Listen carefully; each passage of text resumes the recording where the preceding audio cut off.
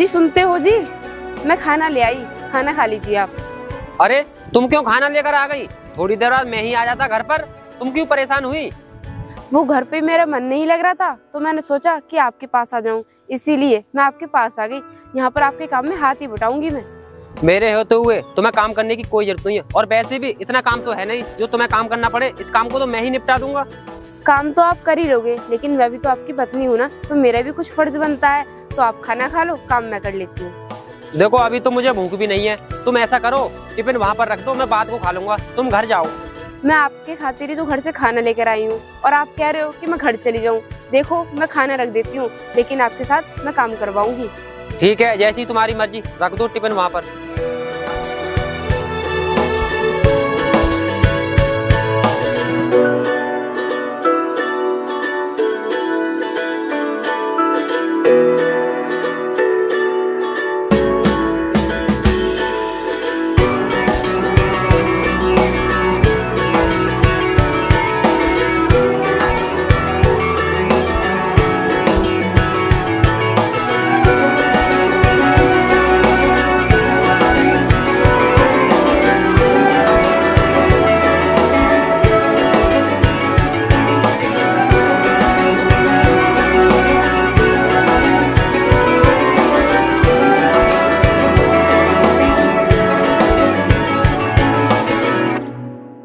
सुनिए जी, अगर आपको बुरा ना लगे तो आपसे एक बात पूछूं? हाँ पूछो, क्या बात है? ये जो अपने खेत के बराबर में खेत है, वो किसका है? रचना, मैं तुम्हें अब क्या बताऊं। ये खेत हमारा नहीं है। ये सारे खेत जमींदार साहब के हैं, और हम इन खेतों में काम करते हैं, और काम के बदले हमें इस फसल का चौथाई हिस्सा मिलता है। उसी से हमारा गुजारा होता है। इसका मतलब हम तो मजदूर हुए, और सारी जिंदगी हम मजदूरी करते रहेंगे, फिर हम बचाएंगे क्या? रचना, हम मजदूर हैं, हमें सारी जिंदगी मजदूरी ही करनी पड़ेगी। बचत के बारे में तो हम सोच भी नहीं सकते। समय से खाना मिल जाए, यही बहुत है हमारे लिए। ठीक है, लेकिन अब खाने का समय हो गया है, चलकर पहले खाना खा लो। हाँ चलो, आओ खाते हैं।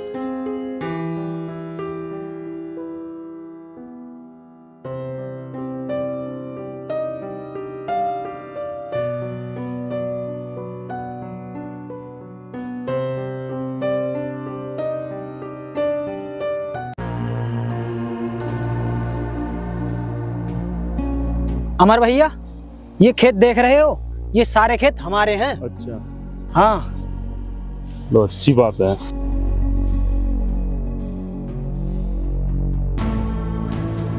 अरे छोटे साहब आ गए, लो।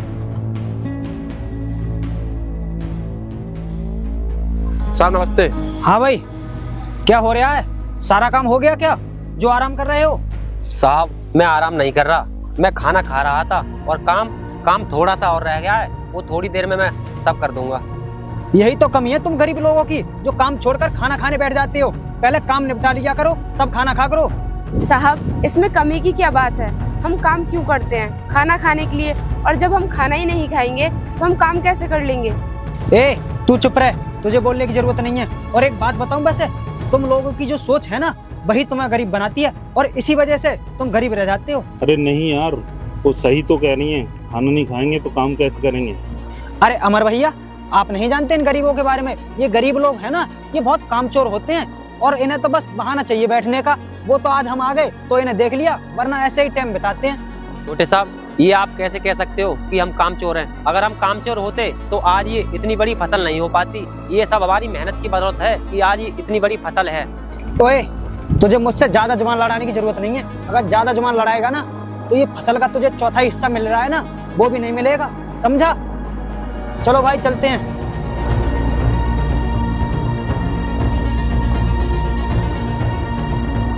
रचना, ये टिफिन उठाओ और घर चलते हैं। मैं बाकी का खाना घर खा लूंगा। लेकिन काम तो अभी बाकी है ना? काम कल कर दूंगा काम। ठीक है चलो। ये सांप तो बहुत तेज थे ना? हाँ, ये तो बहुत तेज थे। इनके साथ में थे, ये बहुत अच्छे थे।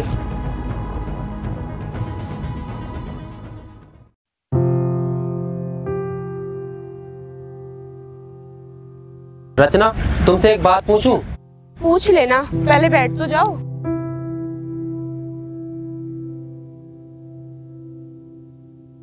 आप पूछो, क्या पूछ रहे थे? वो रचना, मैंने सुना है कि शादी से पहले तुम्हारा कुछ सपना था। क्या तुम मुझे बता सकती हो तुम्हारा क्या सपना था? हाँ, शादी से पहले मैंने एक सपना देखा तो था, लेकिन वो टूट गया। छोड़ो ना, अब उसके बारे में बात करके क्या फायदा। रचना, ये तो मेरे सवाल का जवाब नहीं हुआ। तुम अपने सपने के बारे में नहीं बताना चाहती तो मत बताओ, लेकिन इधर उधर की बातें क्यों कर रही हो? ठीक है, जब आप जानना ही चाहते हो तो सुनो। मेरा ये सपना था कि मैं पढ़ लिख कर एक टीचर बनूं, ताकि मैं उन लोगों को पढ़ा सकूं जो लोग पैसों की वजह से नहीं पढ़ पाते हैं, ताकि वो लोग पढ़ लिख कर अपने भविष्य में कुछ कर सके और देश की सेवा कर पाए। वाकई रचना, तुमने तो सपना बहुत अच्छा देखा था, लेकिन तुम मुझे ये बताओ तुम्हारा सपना पूरा क्यों नहीं हुआ? कुछ मजबूरी थी क्या? हाँ, मजबूरी थी, और हमारी मजबूरी थी गरीबी। बस गरीबी के कारण ही मैं अपना सपना पूरा नहीं कर पाई। फिर भी मैंने बहुत कोशिश की, लेकिन कुछ दिनों बाद मेरे पिताजी की मृत्यु हो गई। उस दिन के बाद मैं बहुत टूट गई, और मैं इतना टूट गई थी कि मेरा सपना सपना ही बनकर रह गया। काश मेरे पिताजी की मृत्यु नहीं हुई होती तो मैं अपना सपना जरूर पूरा करती। देखो रचना, तुम्हें ज्यादा दुखी होने की कोई जरूरत नहीं है। अगर तुम अपना सपना पूरा करना चाहो तो अब भी कर सकती हो। देखो, मैं आपके साथ बहुत खुश हूँ। मुझे अपना कोई सपना पूरा नहीं करना, और मैं अपनी सारी जिंदगी सिर्फ तुम्हारे साथ ही गुजारना चाहती हूँ। क्यों? अब क्या हो गया? अब तुम अपना सपना क्यों पूरा करना नहीं चाहती? आखिर बात तो बताओ, क्या बात है? वो सब मैं तुम्हें बाद में बताऊंगी कि मैं अपना सपना पूरा क्यों नहीं करना चाहती। पहले आप मुझे ये बताइए, आप मेरे सपने को लेकर मेरे पीछे क्यों पड़े हो कि मैं अपना सपना पूरा कर लूं?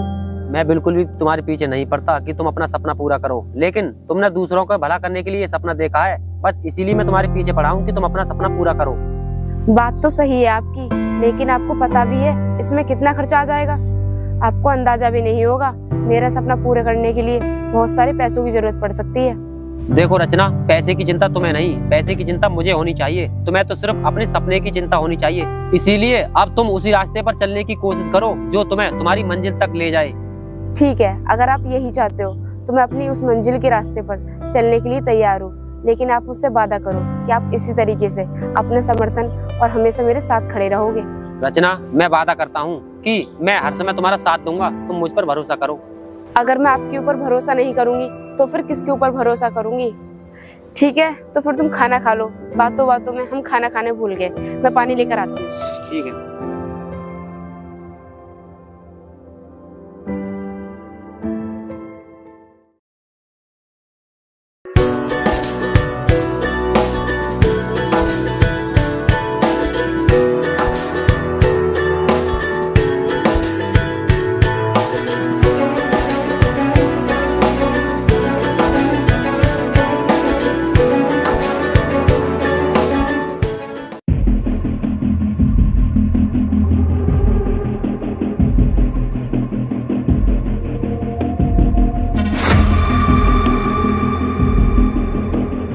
अबे मरोगे क्या?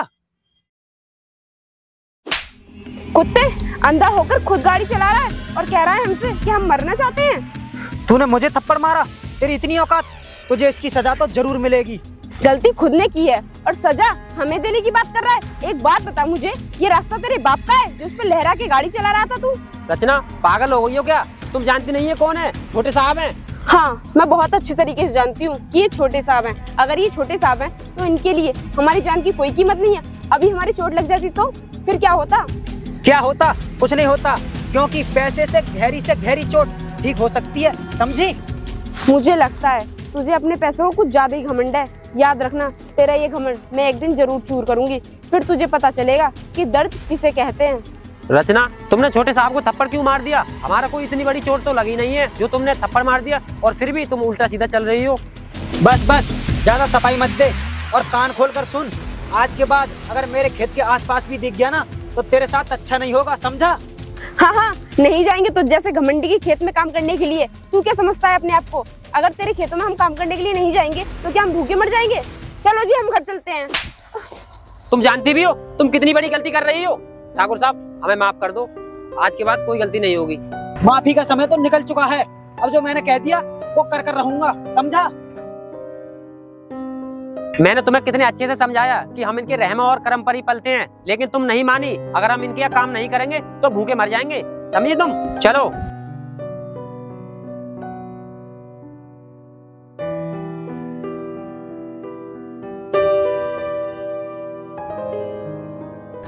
आओ बैठो। अब क्यों मुंह लटकाए खड़ी हो? आओ।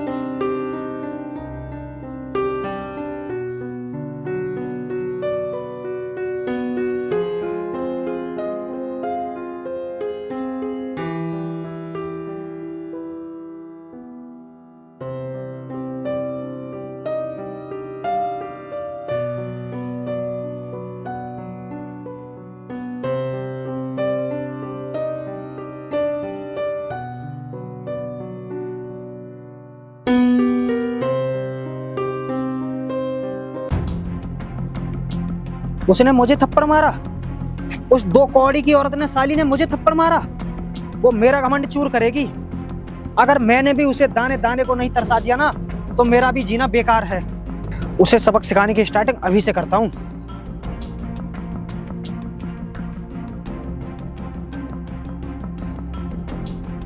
हेलो भैया। हेलो। मैं रेलवे पुल पर खड़ा हूँ, मुझे आपसे कुछ जरूरी बात करनी है, आप जल्दी से यहाँ आओ। तो घर आके बात कर लेना, क्या बात है? नहीं, मैं घर नहीं आऊंगा। अगर आप यहाँ नहीं आते हो तो मना कर दो, मैं यहाँ से अपनी कूद कर जान दे दूंगा। नहीं, ऐसा मत कर, मैं अभी आता हूँ, कुछ समय दे मेरे लिए। ठीक है, आ जाओ, मैं आपका इंतजार करता हूँ।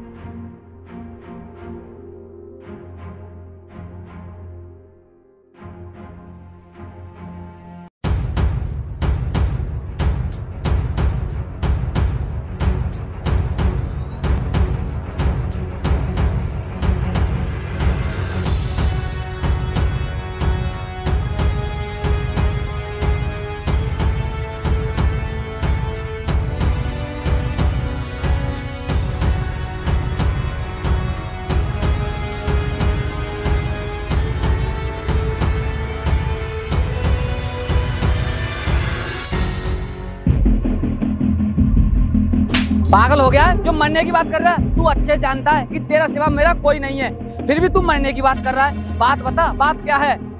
भैया, आप बहुत अच्छे से जानते हो कि मैं अपनी बेइज्जती बर्दाश्त नहीं कर सकता, इसलिए मैं मरना चाहता हूँ।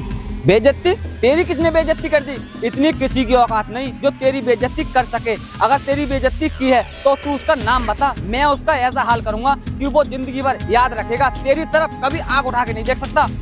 भैया, मुझे बहुत अच्छे से पता है आप ये सब बातें मेरे दिल रखने के लिए बोल रहे हो। जब मैं उसका नाम बताऊंगा ना, तो आप उसका कुछ नहीं करोगे। तुझे अपने बड़े भाई पर बिल्कुल भरोसा नहीं रहा। एक बार तू उसका नाम बता, तू जैसा चाहेगा उसका वैसा हाल करूंगा। ठीक है, अगर मैं जो चाहता हूँ आप वो करोगे ना, तो सुनो, मेरी बेइज्जती उस रामू की बीवी ने की है। क्या रामू की बीवी ने तेरी बेइज्जती की है? वो भला तेरी बेइज्जती क्यों करेगी? वो एक पढ़ी लिखी समझदार है, कुछ बात होगी तभी तेरी बेइज्जती की है उसने। भैया, अगर वो समझदार होती ना, तो वो जरा सी बात को लेकर मुझे जलील नहीं करती और ना ही मुझे थप्पड़ मारती। उसने तुझे थप्पड़ मारा? उसकी औकात कैसे हुई तुझे थप्पड़ मारने की? उसे उसकी सजा मिलेगी। तू ये बता, उसमें तेरी कमी तो नहीं थी? भैया, मेरी कोई कमी नहीं है, मैं तो आराम से बाइक पर जा रहा था।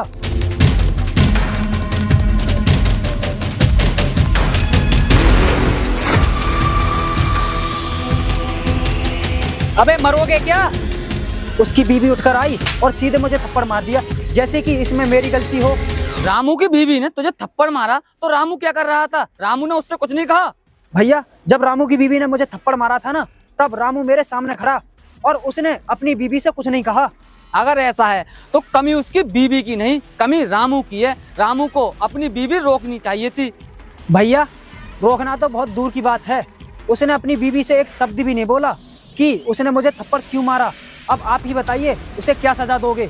मैंने कहा ना, जो तू बोलेगा उसे वही सजा मिलेगी। तू बता, उसे क्या सजा देना चाहता है? भैया, मैं उसे ऐसी सजा देना चाहता हूँ कि वो दाने दाने को मोहताज हो जाए। ठीक है, हम उसे आज ही अपने खेतों से बेदखल कर देंगे, क्योंकि उसका गुजारा हमारे खेतों से ही होता है। इसलिए तू इस बारे में सोचना बंद कर और मेरे साथ घर चल।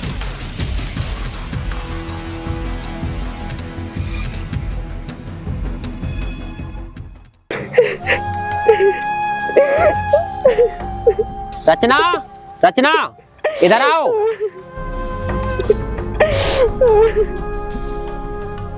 ये सुन क्यों नहीं रही है मेरी बात को? जाकर देखता हूँ।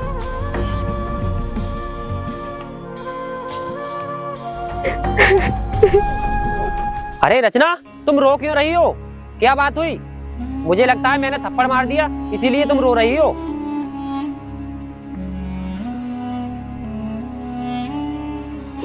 देखो जी, मैं इस वजह से नहीं रो रही। अगर आप चाहो तो मुझे 2-4 थप्पड़ और मार लो, लेकिन मैं रो तो इसलिए रही हूँ क्योंकि आपने मुझे उस कमीने के लिए मारा। देखो रचना, जो हो गया सो हो गया। तुम अपना दिमाग खराब मत करो, तुम अपना दिमाग सिर्फ पढ़ाई में लगाओ। मैं जा रहा हूँ काम की तलाश में, ठीक है? क्योंकि तुम्हारा सपना पूरा करने के लिए मुझे कुछ ना कुछ तो करना पड़ेगा, ठीक है? अब मैं जा रहा हूँ।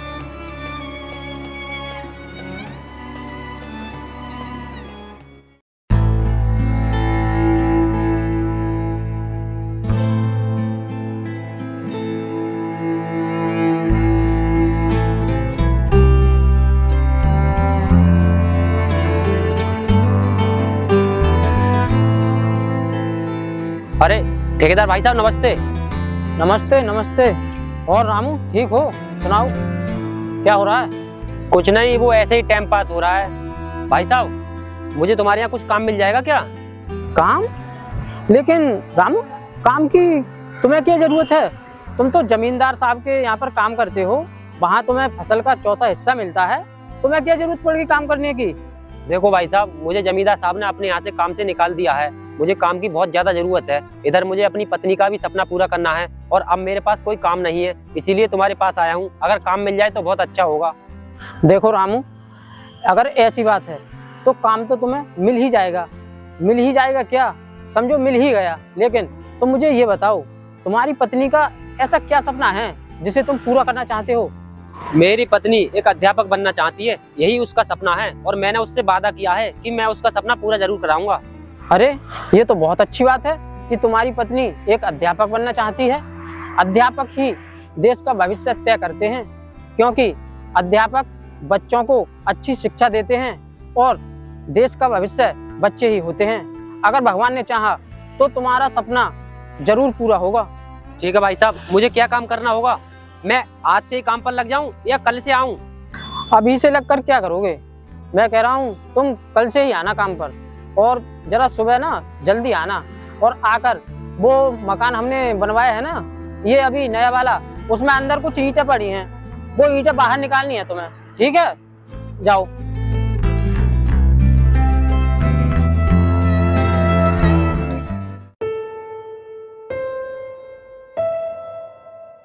छोटे, हमने उस रामू को अपने खेतों से तो बेदखल कर दिया।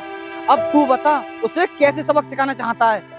भैया, मैं चाहता हूँ कि उस रामू के बच्चे को सभी गांव वालों के बीच में पीटा जाए, ताकि कोई भी गांव वाला हमसे आगे बदतमीजी करने की कोशिश ना करे। छोटे, हम उसे पीटेंगे तो जरूर, लेकिन सभी गांव वालों के सामने नहीं, उससे हमारा ही नाम खराब होगा। हम किसी दिन उसे अकेले में देखेंगे, तब उसे पीटेंगे। भैया, आप तो बेकार में डर रहे हो। किसी की इतनी औकात नहीं जो हम उसे पीट रहे हों तो कोई भी आकर हमसे ये कह दे कि आप इसे क्यों पीट रहे हो। औकात तो नहीं है किसी की कुछ भी कहने की, लेकिन हमें अपनी इज्जत का भी तो ख्याल रखना चाहिए। इसीलिए तू मेरी बात मान, हम उसे किसी दिन अकेले में पीटेंगे। चल अब घर चलते हैं, चलो।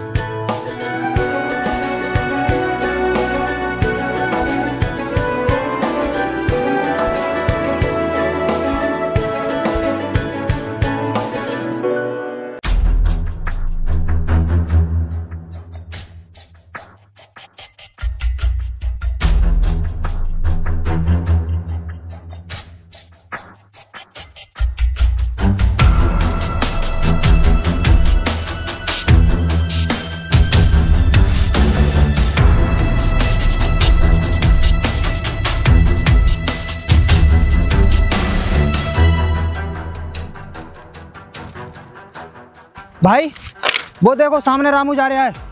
चल चलते हैं, आज कर लेना अपनी इच्छा पूरी। चलो।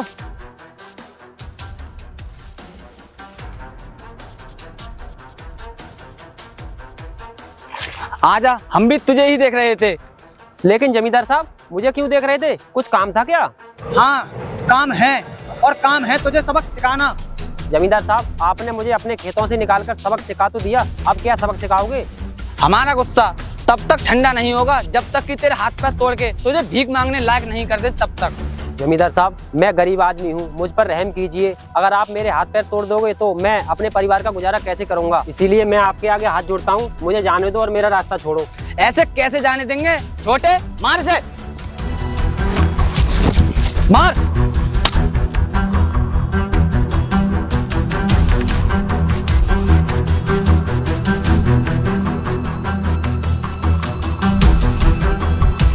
छोटे उधर कोई आ रहा है, आज चल चलते हैं, चलो।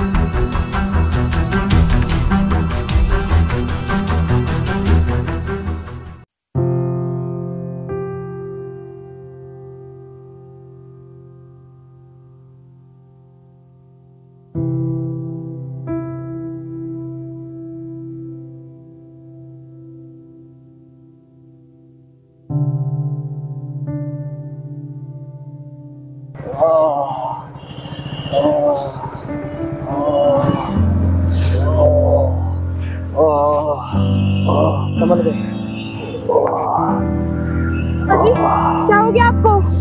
आप ठीक तो हो ना? आराम से।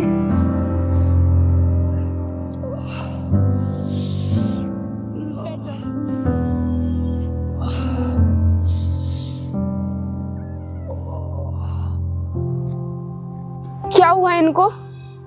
मैं रास्ते में आ रहा था तो कुछ गुंडे इसे पीट रहे थे, वो मुझे देखकर भाग गए। फिर ऐसे मुझे नहीं पता कि वो कौन थे, मैं इसे अपनी गाड़ी पर बिठाकर यहाँ ले आया। अजी क्या आपको पता है कि वो लोग कौन थे? रचना, मुझे जमींदार और उसके छोटे भाई ने पीटा है। क्या उन कुत्तों ने तुम्हें पीटा है? तुम चिंता मत करो, मैं उनसे बदला जरूर लूंगी। तुम भला उन लोगों से कैसे बदला ले सकती हो? तुम उनका कुछ नहीं कर सकती, क्योंकि यहाँ पर उनका राज चलता है। साहब उन कुत्तों ने मेरे पति को और मुझे बहुत सताया है, चाहे मुझे कुछ भी करना पड़े, लेकिन मैं उन कुत्तों से अपने पति की खातिर बदला लेकर रहूंगी।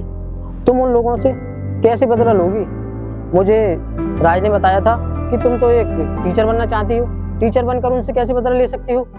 आप बिल्कुल ठीक कह रहे हो कि मैं एक टीचर बनकर उन लोगों से बदला नहीं ले सकती, तो अब मैं अपने पति की खातिर एक IPS ऑफिसर बनकर उन लोगों से बदला लूंगी। उन लोगों ने मेरे पति को और मुझे सताया है ना, देखना मैं उनका जीना हराम कर दूंगी। तुम्हें उन लोगों को सबक सिखाना ही होगा, क्योंकि उन्होंने सिर्फ तुम्हें और तुम्हारे पति को ही परेशान नहीं किया है, बल्कि गांव का ऐसा कोई व्यक्ति नहीं है जिसे उन्होंने परेशान नहीं किया है। इसलिए तुम्हें उनको इस कदर परेशान करना होगा कि वो अपनी मौत की भीख मांगे तुमसे। आप चिंता मत कीजिए, मैं अपनी पति की कसम खाकर कहती हूँ कि मैं उन लोगों का इस कदर जीना हराम कर दूंगी कि वो लोग मेरे कदमों में गिरकर अपनी मौत की भीख मांगेंगे, लेकिन फिर भी उन्हें भीख नहीं मिलेगी। मैं तुम्हारा जज्बा देखकर पूरे यकीन के साथ कह सकता हूँ कि तुम अपने मकसद में जरूर कामयाब होगी। और रही बात इसके ठीक होने की, तो इसे मामूली चोट है, 2-4 दिन में ठीक हो जाएगा।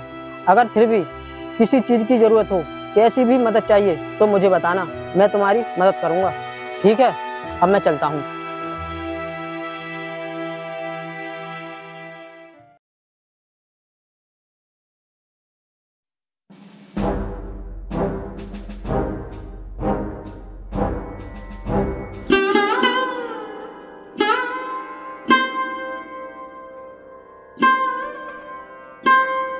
रचना, तुम्हें इस वर्दी में देखकर मुझे बहुत खुशी हो रही है।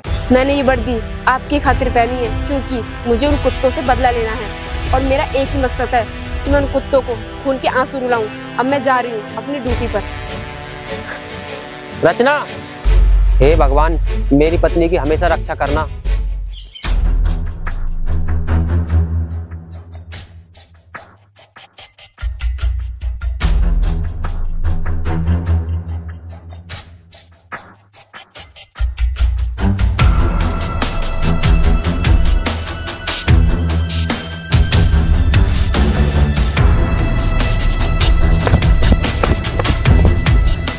रामू बचा ले, हमारी जान बच तू ही बचा सकता है। अरे जमींदार साहब, ये क्या कर रहे हो आप? छोड़ो मेरे पैर, छोड़ो। रामू, हम तेरा पैर जब ही छोड़ेंगे जब तू कह देगा कि मैं तुम्हारी जान बचा दूंगा। हाँ रामू, हमें सिर्फ तू ही बचा सकता है। पहले मेरे पैर तो छोड़ो और तुम ये बताओ कि तुम्हारी जान किससे बचाऊं मैं? और किससे? अपनी बीवी से। हमारे पीछे ऐसे पड़ी है जैसे घायल शेरनी पड़ती है। हाँ रामू, तेरी बीवी हमें छोड़ेगी नहीं। तू हमारी जान बचा ले, हम तेरे हाथ जोड़ते हैं। तू चाहे तो हम तेरी सारी जिंदगी गुलामी करेंगे। आज तो मैंने भी तुम लोगों के जोड़े, लेकिन तुमने मेरी बात सुनी नहीं? सुनी ना। अगर तुम उस दिन मेरी बात सुनते तो तुम लोगों को आज ये दिन देखना नहीं पड़ता। अब मैं तो क्या, तुम्हें कोई भी नहीं बचा सकता। रामू, हमें अब माफ कर दे। हमने तेरी बात उस दिन ना सुनकर बहुत बड़ी गलती कर दी। अब हम कसम खाते हैं आज के बाद किसी को नहीं सताएंगे। बस इस बार हमें बचा ले। अगर आज मैंने फिर से तुम कमीनों को बचा लिया तो तुम्हें सबक कैसे मिलेगा? तुम लोगों ने गरीब लोगों को कितना सताया है। अब तुम्हें सही जगह पहुंचा कर रहूंगा। चलो कमीनों।